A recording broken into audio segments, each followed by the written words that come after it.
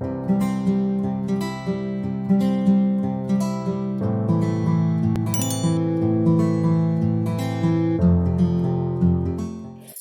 శ్రీరామ్. నేను మీ సూర్యకుమారిని. తెలుగుతన అమ్మతనం ఛానల్కు స్వాగతం. మనకి మార్గశిర మాసం వచ్చేస్తోందండి. మార్గశిర మాసంలో ఈ సంవత్సరం, ఈ క్రోధీనామ సంవత్సరంలో 4 గురువారాలు వచ్చాయండి. ఆ 4 గురువారాల్లోనూ మనము మార్గశిర మాసం యొక్క లక్ష్మీదేవి పూజ, కొంతమంది కనక మహాలక్ష్మి పూజను చేసుకుంటారు. అలాగే లక్ష్మీదేవి పూజ అనమాట అండి. ఏమేమి నివేదన చెయ్యాలి అనేటువంటిది వీడియో పెట్టాము. ఆ వేళ నెయ్యి తప్ప నూనె వాడకూడదు.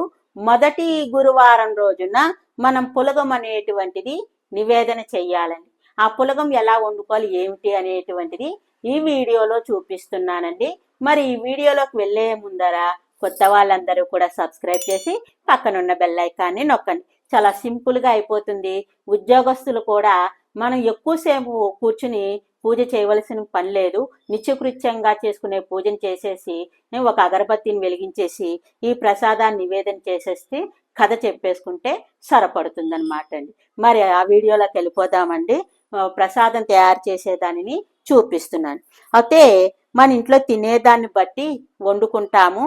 తక్కువగా తినేటువంటి వాళ్ళు అయితే కనుక కొద్దిగా వండుకోండి. మా ఇంట్లో అందరం తింటాం కాబట్టి ఈ గ్లాసుడు బియ్యాన్ని తీసుకున్నాను. ఇది సోల గ్లాస్ అని కనుపుడు వెలితిగా తీసుకున్నాను.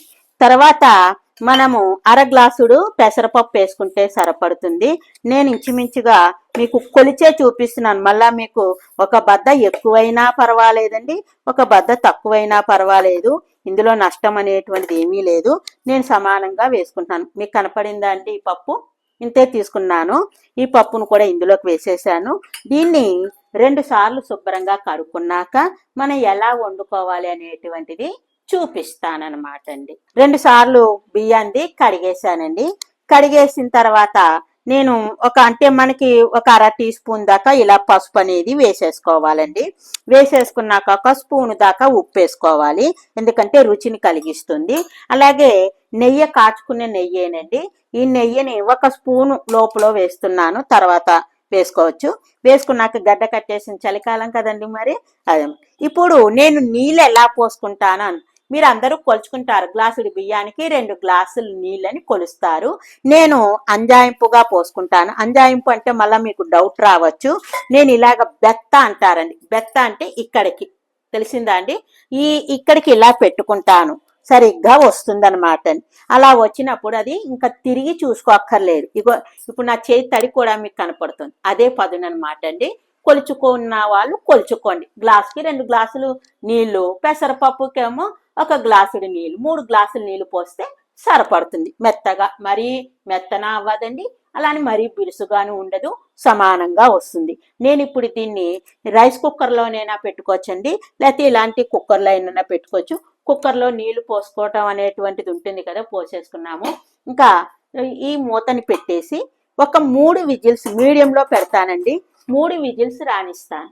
3 విజిల్స్ వచ్చిన తర్వాత 1 నిమిషం మాత్రం సిమ్లో ఉంచి స్టవ్ని బంద్ చేసేస్తాను. అలా బంద్ చేసిన తర్వాత విజిల్ వచ్చిన తర్వాత ఈ యొక్క ప్రసాదం ఎలా రెడీ అయ్యిందో మీకు చూపిస్తాను. దీనిని పులగం అంటారు. ఇంకేమీ వెయ్యం, మిరియం అటువంటివి ఏమీ కూడా వెయ్యమన్నమాట అండి. అర్థమైంది కదా? మరి తయారైన తర్వాత చూతిరిగా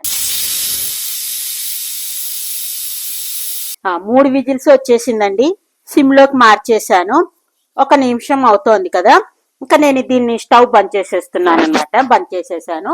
విజిల్ ఆవిరి తగ్గిన తర్వాత విజిల్ వచ్చేస్తుంది కదండి, అప్పుడు మూత తీసి మీకు ఎలా వచ్చింది ఏమిటనేది చూపిస్తానన్నమాట అండి. మరి మనము ఈ ధనుర్మాసంలో ఒక విషయాన్ని చెప్తున్నా అండి. బలి చక్రవర్తి తన యొక్క రాజ్యం నుంచి పాతాళ లోకానికి వెళ్ళిపోవటం జరుగుతుందండి. అంటే మీకు అందరికీ తెలుసు, శ్రీ మహావిష్ణువు వామనావతారంగా ఎత్తి బలి చక్రవర్తిని 3 అడుగులు అడగటం, తను పాతాళానికి తొక్కటం అనేటువంటిది జరిగింది. అయితే బలి చక్రవర్తి కాలంలో ఏ విధంగా ఉందో విష్ణుమూర్తి వరం కోరుకోమంటే భూలోకానికి వచ్చి ధనుర్మాసంలో నెల్లాల పాటు భూలోకంలో విహరిస్తూ ఉంటాను అని చెప్పటం జరిగిందండి ధనుర్మాసానికి.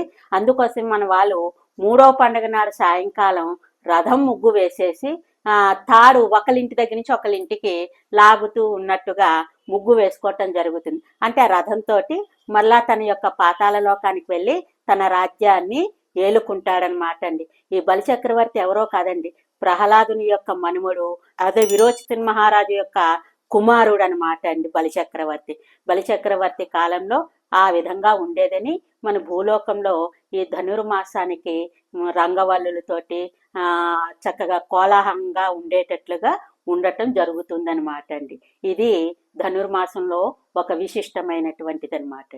ఇదిగోనండి ఆవిరిపోయింది, విజిల్ వచ్చేస్తుంది. అయితే నేను ఇంకో చూడండి మూత తీసి మీకు చూపిస్తున్నాను. చాలా బాగా వచ్చింది, చూసారా అండి? ఇదిగో ఒక్కసారి చూడండి. ఇదిగో ఇప్పుడు మన ఈ అట్ల కాడతో కానీ గెరిటితో కానీ ఇలా అనుకోవచ్చు. అయితే పులగానికి మాత్రం సెపరేట్గా తీయకూడదండి. వండిని గిన్నె పడంగానే చిన్న బెల్లం ముక్క వేసుకోవాలండి. చిన్న బెల్లం ముక్క వేసి ఇలా నెయ్యి అభికరించి నివేదన చేసేయాలండి. ఇత్తడి గిన్నె వండుకుంటే ఇత్తడి గిన్నెకి, స్టీల్ గిన్నె, నేను ఎక్కువగా ఇత్తడి గిన్నెకే వండుకుంటాను, కుక్కర్లో పెట్టాను. కానీ ఇవాళ మీకు స్టీల్ గిన్నెలో వండి చూపించటం జరిగింది. ఇత్తడి గిన్నెకైనా ఇలా పెట్టేసే వండుతాను. నెయ్యి అభికరించేసాను కదండి. చిన్న బెల్లం ముక్క కూడా వేసుకోవాలి. ఒక్కసారి బెల్లం ముక్క తీసుకుంటున్నాను డబ్బాలోంచి. ఇదిగోండి ఇలా బెల్లం ముక్క వేసి ఇప్పుడు లక్ష్మీదేవికి నివేదన అనేటువంటిది చేసేసుకోవాలండి. చేసేసుకుని ఇది ప్రసాదంగా స్వీకరించుకోవాలన్నమాట. అర్థమైంది కదండి? మార్గశిర మాసంలో తొలి లక్ష్యం వారం నాడు పులగం వండి నివేదన చేస్తే ఆ లక్ష్మీదేవి ప్రీతిపాత్రురాలు అవుతుందన్నమాట అండి. మన ఆరోగ్యానికి కూడా మంచి జరుగుతుంది. ఇందులో ఉండేటువంటిది పసుపు, పెసరపప్పు, కొద్దిగా ఉప్పు, ఇష్టమైతే కొంచెం జీలకర్ర పరక కూడా వేసుకోవచ్చండి. ఇది మరి మీకు ఈ నివేదన అనేటువంటిది తెలిసింది కదండి. మీరు కూడా చేసుకుని అమ్మవారికి నివేదన చేసి మరి ఎలా వచ్చింది ఏమిటనేటువంటిది కామెంట్స్ రూపంలో తెలియజేయండి. మీ కామెంట్స్ నాకు బూస్ట్లా పనిచేస్తుంది. మరొక వీడియోలో మరొక నైవేద్యంతో మీ ముందుకు వస్తాను. మీ సూర్యకుమారి. మీకు ఏవైనా తెలుసున్న ఉంటే కామెంట్స్లో పెట్టండి, దాన్ని పంపించండి. దానిని వీడియో కింద తీసి మేము పెట్టడం అనేటువంటిది జరుగుతుందండి. మరి ఇక ఉంటానండి. అందరికీ కూడా ధన్యవాదాలు. మీ సూర్యకుమారి. సర్వేజన సుఖినో భవంతు.